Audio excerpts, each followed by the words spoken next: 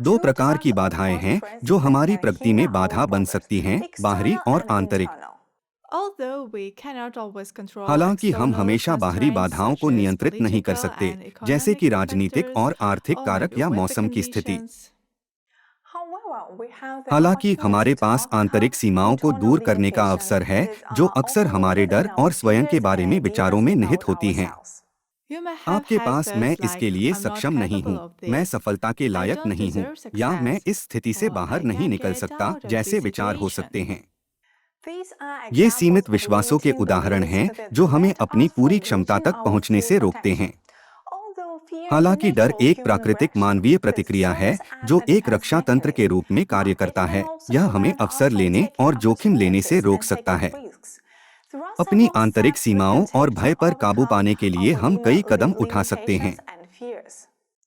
चरण एक, उन लोगों को देखें जो पहले से ही समान लक्ष्य प्राप्त कर चुके हैं और खुद को याद दिलाएं कि वे हमसे अलग नहीं हैं।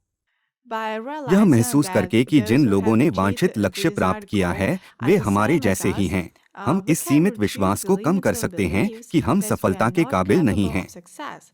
We can हम learn from उनके the अनुभवों से सीख experiences सकते हैं and draw और उनकी inspiration उपलब्धियों से from their प्रेरणा ले सकते हैं। achievements. चरण दो, सबसे खराब स्थिति की पहचान करें और महसूस करें कि यह अक्सर उतना बुरा नहीं होता जितना हम कल्पना करते हैं।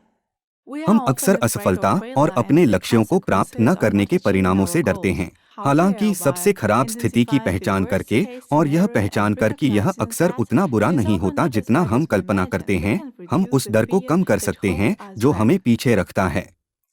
चरण तीन, अपने लक्ष्यों को छोटे, साध्य कार्यों में विभाजित करें।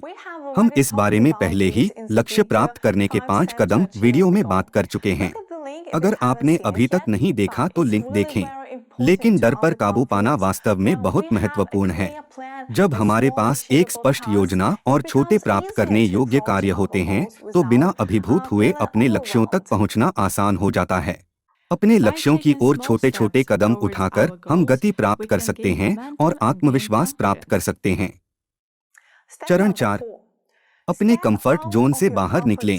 अपने लक्ष्यों को प्राप्त करने के लिए हमें जोखिम उठाना पड़ सकता है और कुछ नया करने की कोशिश करनी पड़ सकती है।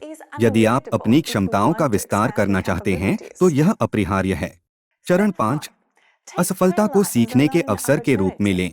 असफलताएं सीखने की प्रक्रिया का एक स्वाभाविक हिस्सा हैं और वे हमारी भविष्य की सफलता के लिए मूल्यवान सबक प्रदान कर सकती हैं।